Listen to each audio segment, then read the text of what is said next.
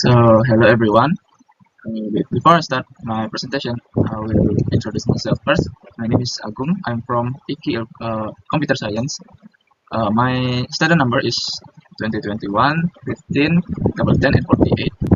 In this presentation, I will be presenting uh, the topic that I choose to be presented. So I choose the case one where the data security issues in university laboratories.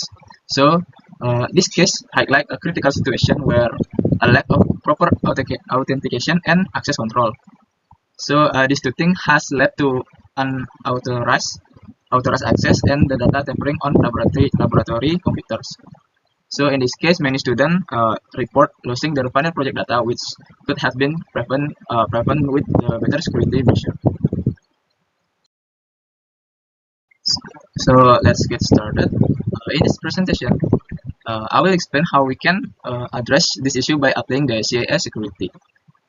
Um, in this presentation, I will show you how the CIS security principle address the issue, and then implementing how effective access control mechanism, and uh, also utilizing file permission in operating system. And I also conclude with actionable recommendation for protecting shared system in environment like university labs. One is the CIA security principle. So the CIA security principle is the foundation of computer security, emphasizing three key principles. The first one is confidentiality, integrity, and availability. Confidentiality ensures that sensitive information is accessed only by authorized users. So, for instance, in the university lab, student can securely log in using their username and password to access the project files. So, this principle minimize the risk of unauthorized individuals by viewing or tampering with their work. So and then we move to integrity. Integrity is a principle that guarantees that the data remain accurate and unaltered unless changes are explicitly authorized. By setting the upfile permission, we ensure that uh, we only the right owner can edit or modify their files. So we preventing uh, accidental change. And then the lastly, availability. So availability focus on ensuring that system and data are accessible when we need it. For example, regular maintenance and software update ensure the lab computer remain operational during peak usage time. So this helping student access. Uh, they're helping the student access their file seamlessly without interruption.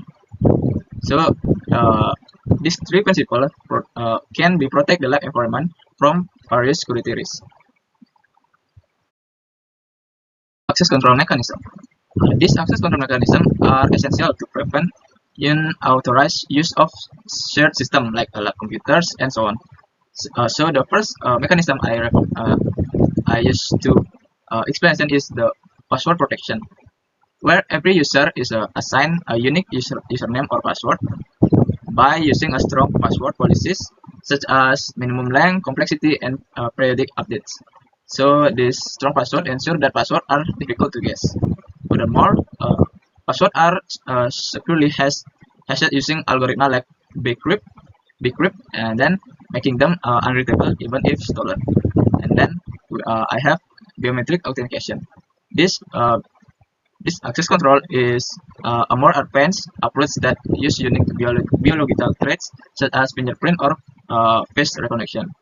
This method also is not only secure but also user friendly, as user don't need to remember a password. Imagine we have a fingerprint scan to each computer desk in university labs, and then we providing the quick and secure access. And then lastly, I have the role-based access control or RBAC. This access control assign a permission based on the user role. For example, the student can only access their folder, by lecturer can review the student submission, and the technician can perform system maintenance. This ensures that users have a right level of accessing without overstepping. And then this three mechanism also, when we combine, uh, maybe can create a robust system for securing and share resource. And move to file permission in operating system. Uh, File permission play a crucial role in ensuring data security and integrity in operating system. There are three. Before we move to the case and the analysis, we must know the basic of the primary permission, like read, write, and execute. Read is allow user to view a file without making change, and write is permit authorized user to modify or delete a file, and execute is uh, enable to running a file as a program or script. These three permissions are managed under the DAC or discretionary access control, where the file owner decide who can access the data and to do what extent. This is for example. I consider a folder named Atom. So this Atom folder is Atom project file as a student. Uh, the Tom is as the owner of that file.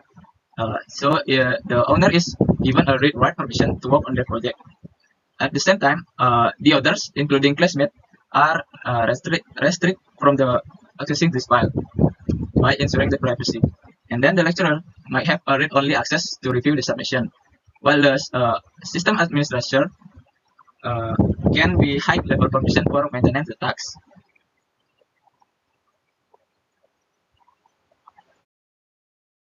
So there are my explanation about this case.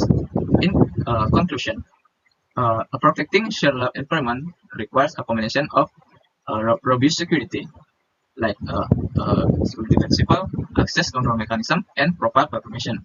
DCAI confidentiality, integrity, and availability ensure the data security by restricting access and reversing accuracy and maintaining system functionality. And access control mechanism like password protection, biometric authentication, and role-based access control further reinforce the security by ensuring only authorized user can access and modify research. By implementing this measure, university can protect student data from the unauthorized access and accidental damage or malicious activities. So that's all my presentation. Thank you for watching this video. For your attention, I said thank you. Goodbye, everyone.